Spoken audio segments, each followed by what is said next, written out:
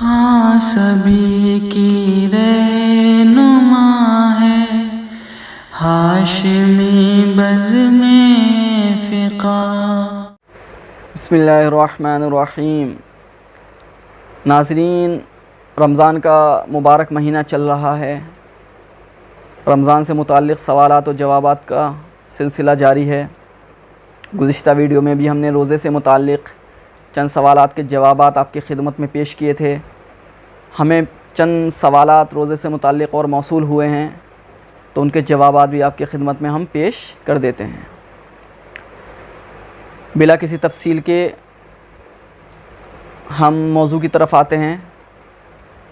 پہلا سوال ہمیں کیا ہے کوئی عادل ہیں ساؤتھ افریقہ سے، پوچھ رہے ہیں کہ اگر روزے کی حالت میں روزے دار سے کوئی گناہ سرزد ہو جائے تو کیا اس سے روزہ ٹوٹ جائے گا؟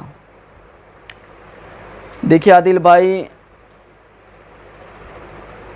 کچھ گناہ وہ ہیں کہ جن کے کرنے سے روزہ ٹوٹ جاتا ہے، اور کچھ گناہ وہ ہیں جن کے کرنے سے روزہ ٹوٹتا نہیں ہے، البتہ روزے میں کمی واقع ضرور ہوتی ہے۔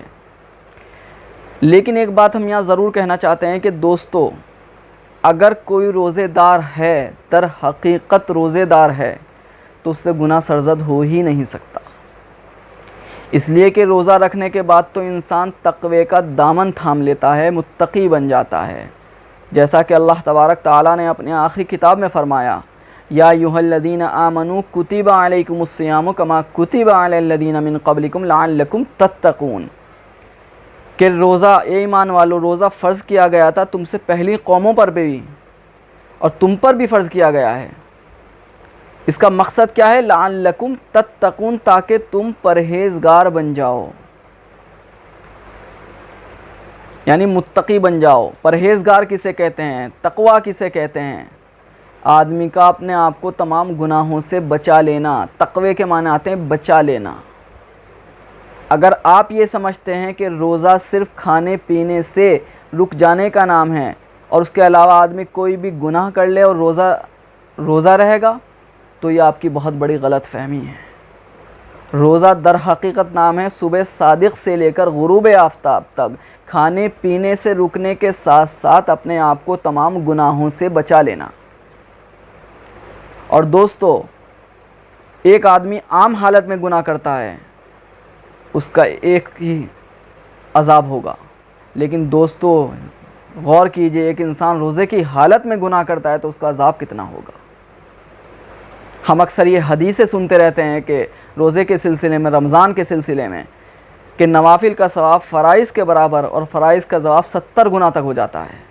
تو دوستو، جب نیکی کا ثواب 70 گنا ہو سکتا ہے تو روزے کی حالت میں اگر کوئی گناہ کرے گا تو اس کا عذاب کتنا ہوگا، اس پر بھی غور کیجیے۔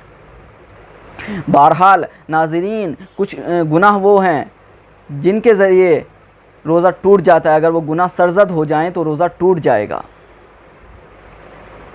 اور کچھ گناہ وہ ہیں روزہ ٹوٹے گا تو نہیں، البتہ روزے میں کمی واقع ضرور ہو جائے گی، اور وہ روزہ اس روزے سے محرومی بھی ضرور ہو جائے گی جو روزہ اللہ کو مطلوب ہے، لعلکم تتقون میں پوشیدہ ہے۔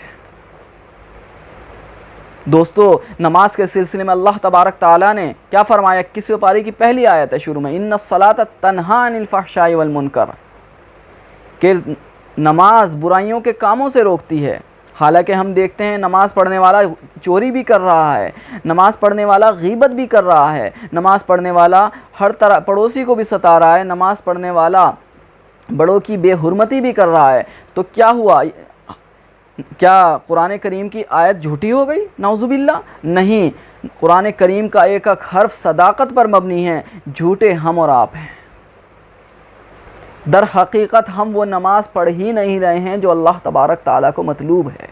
اگر جس دن ہم نے وہ نماز پڑھ لی جو اللہ تبارک تعالیٰ کو مطلوب ہے اور جو ان الصلاۃ تنہی عن الفحشاء والمنکر میں پوشیدہ ہے، تو در حقیقت دوستو ہم تمام گناہوں سے اپنا آپ کو بچا لیں گے۔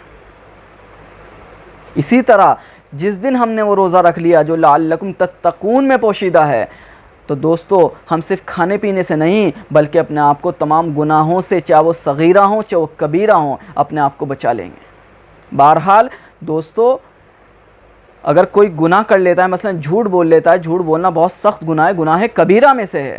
اگر کوئی جھوٹ بول لیتا ہے تو روزہ نہیں ٹوٹے گا، لیکن روزے میں کمی واقع ضرور ہو جائے گی، اور اللہ تبارک تعالیٰ کی اس آیت کی تکذیب بھی در حقیقت اگر گہرائی میں جائے لازم آئے گی کہ جو لعلکم تتقون سے واضح ہے۔ اس لیے کہ قرآن کریم تو یہ کہہ رہا ہے کہ روزہ رکھنے سے آدمی متقی بن جاتا ہے، اور آپ روزہ رکھنے کے باوجود بھی جھوٹ بول رہے ہیں۔ یہ ایک غلط میسیج ہم دنیا کے سامنے پیش کر رہے ہیں کہ دیکھو قرآن کریم تو یہ کہہ رہا ہے روزہ رکھنے سے متقی بن جاتے ہیں، اور ہم روزہ رکھنے کے باوجود بھی گناہوں میں مبتلا ہیں۔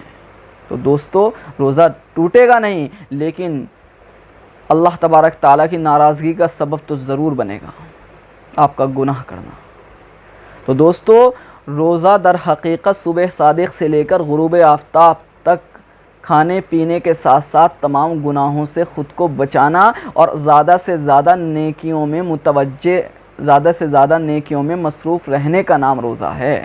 صرف کھانا پینے کو ترک کر دینا اور باقی تمام گناہوں میں ملوث رہنا، اگر روزہ آپ سمجھتے ہیں اسے روزہ کہتے ہیں تو آپ بہت بڑی غلط فہمی میں مبتلا ہیں۔ اس غلط فہمی سے جلد از جلد خود کو نکال لیں آپ، تو یہی بہتر ہوگا آپ کے لیے دنیا میں بھی اور آخرت میں بھی۔ اگلا سوال ہمیں کسی نے کیا ہے کہ مفتی صاحب، وضو کرتے وقت اگر پانی حلق میں چلا جائے تو کیا روزہ ٹوٹ جاتا ہے؟ اگر آپ کو یہ یاد ہے کہ میں روزے دار ہوں، میرا روزہ ہے، اور آپ وضو کر رہے ہیں اور اس دوران آپ کا وضو کا پانی حلق میں یعنی کلی کرتے وقت پانی حلق میں چلا جاتا ہے تو آپ کا روزہ ٹوٹ جائے گا، آپ پر روزے کی قضا لازم ہوگی۔ اس لیے روزے کی حالت میں اگر آپ وضو کریں تو اس بات کا خیال رکھیں کہ غرارہ نہ کریں، کیونکہ غرارہ کرنے کو منع کیا گیا ہے روزے دار کے لیے، اس لیے کہ غرارے کی صورت میں پانی حلق میں جانے کا اندیشہ ہے۔ بہرحال روزے کی حالت میں اگر حلق میں پانی چلا جائے گا تو روزہ ٹوٹ جائے گا۔ تیسرا سوال کیا ہے عبدالشکور صاحب نے کرناٹک سے، پوچھ رہے ہیں کہ کیا کوئی عورت روزے کی حالت میں کھانا پکاتے وقت نمک چکھ سکتی ہے؟ ناظرین، بلا کسی اشد ضرورت کے نمک چکھنا روزے کو مکروہ بنا دیتا ہے، لیکن آج کل ازدواجی زندگی مسلمانوں کی برباد ہے، شوہر ظالم ہے اور ظلم کرتا ہے، اور عورت کو اس بات کا اندیشہ ہے کہ اگر نمک تیز ہو گیا یا نمک ہلکا ہو گیا تو میرا شوہر مجھے طلاق دے دے گا، تو اس کے لیے روزے کی حالت میں بھی نمک چکھنا جائز ہے، البتہ نمک چکھنے کے فوراً بعد وہ کلی کر لے، پانی حلق میں نہ جائے، وہ جو نمک وغیرہ سالن جو بھی ہوگا، چاول وغیرہ کا ذائقہ وہ حلق میں نہ جانا چاہیے، فوراً وہ کلی کر لے۔ بہرحال بلا کسی ضرورت کے نمک چکھنا مکروہ ہے، البتہ ایسی عورت کے لیے اجازت ہے جس کا شخص بہت ظالم ہے، اس پہ ظلم کرتا ہے، اس کو اس بات کا اندیشہ ہے کہ اگر نمک سوا ہو گیا، نمک کم واقع ہو گیا تو اس کا شوہر اسے طلاق دے دے گا، تو ایسے عورت کے لیے نمک چکھنا جائز ہے۔ ناظرین، فی الحال اتنا ہی، انشاءاللہ اگلی ویڈیو میں پھر چند سوالات اور ان کے جوابات کے ساتھ ہم آپ کی خدمت میں حاضر ہوں گے۔ تب تک کے لیے خدا حافظ، السلام علیکم ورحمۃ اللہ وبرکاتہ۔